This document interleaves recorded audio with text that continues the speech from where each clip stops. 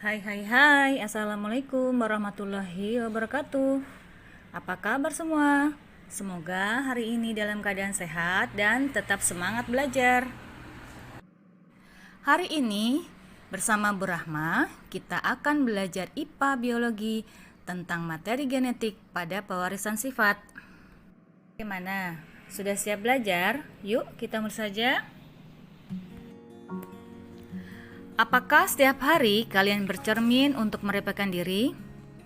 Pernahkah kalian berpikir untuk mengamati wajah diri sendiri dan merasa bahwa hidung atau bibir mirip ibu? Bagaimana dengan bentuk rambut kalian? Mirip ayah atau berbeda? Perhatikan juga bagaimana warna kulit kalian. Cenderung mirip ayah atau ibu? Apakah kalian tertarik untuk memperhatikan keunikan ciri-ciri fisik yang dimiliki oleh anggota keluarga kalian yang lain? Kalian patut bersyukur bahwa Tuhan yang Maha Kuasa menciptakan manusia dengan sifat yang istimewa satu dengan yang lain. Ada orang yang terlahir dengan rambut keriting, lurus, berombak. Ada orang yang memiliki warna kulit gelap atau sebaliknya. Sifat-sifat yang dapat kita amati diturunkan dari satu generasi ke generasi selanjutnya.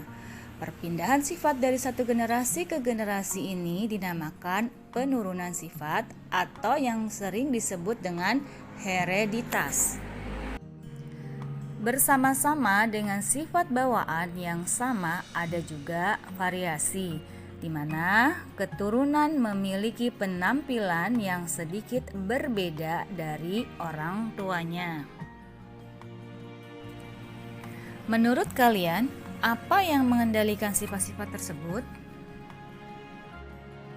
Betul sekali, sifat pada organisme dikendalikan oleh gen. Bagaimana gen-gen dapat mengendalikan sifat pada organisme tersebut? Gen memegang peranan penting dalam proses pewarisan sifat dari warna kulit, bentuk mata, bentuk rambut, atau beberapa jenis penyakit tertentu diperoleh dari suatu generasi dari gen yang diwariskan orang tuanya. Gen-gen tersebut bergabung pada saat berlangsung proses fertilisasi atau pembuahan. Itulah alasannya bahwa dalam pewarisan sifat, keberadaan gen selalu terjaga eksistensinya di setiap generasi. Gen yang tersimpan di dalam DNA atau deoksiribonukleat asid merupakan molekul pewaris sifat penentu semua karakteristik di setiap organisme. Artinya, tiap organisme, baik itu uniseluler maupun multiseluler, pasti memiliki DNA. DNA terletak di dalam inti sel. DNA membentuk untaian yang sangat panjang yang dikenal dengan kromosom. Perhatikan gambar berikut. Tubuh kita tersusun atas jutaan sel, bahwa tubuh organisme dibangun oleh jutaan sel yang mempunyai inti sel atau nukleus. Di dalam inti sel inilah kromosom dikemas seperti tampak pada gambar di atas. Susunan kromosom pada sel penyusun tubuh berbeda dengan susunan kromosom pada sel kelamin.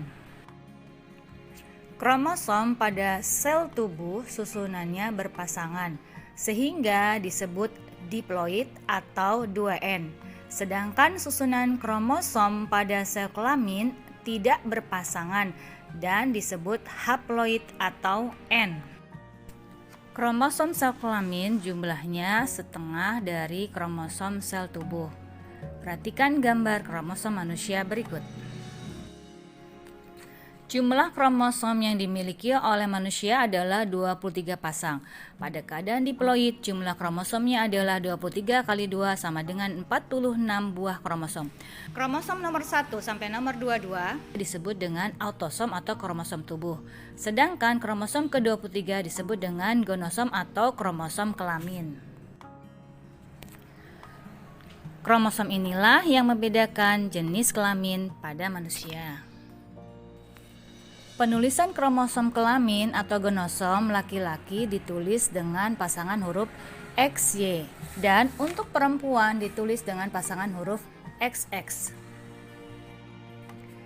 Susunan kromosom laki-laki dapat ditulis dengan rumus 22AA plus XY dan untuk perempuan ditulis dengan 22AA plus XX. Pada sel kelamin karena tidak berpasangan maka pada laki-laki ditulis 22A plus X dan 22A plus Y. Sedangkan pada sel ovum ditulis 22A plus X. Perhatikan gambar berikut. Untaian DNA memiliki struktur untaian ganda yang disebut double helix atau bentuk ulir. Untaian ini terbentuk dari gabungan banyak nukleotida yang diikat oleh ikatan hidrogen, sehingga panjang DNA dapat diukur dari jumlah nukleotida yang tergabung di dalamnya. Nah, itu tadi penjelasan dari Bu Rahma tentang materi genetik pada pewarisan sifat. Semoga bermanfaat. Sampai jumpa di materi berikutnya. Wassalamualaikum warahmatullahi wabarakatuh.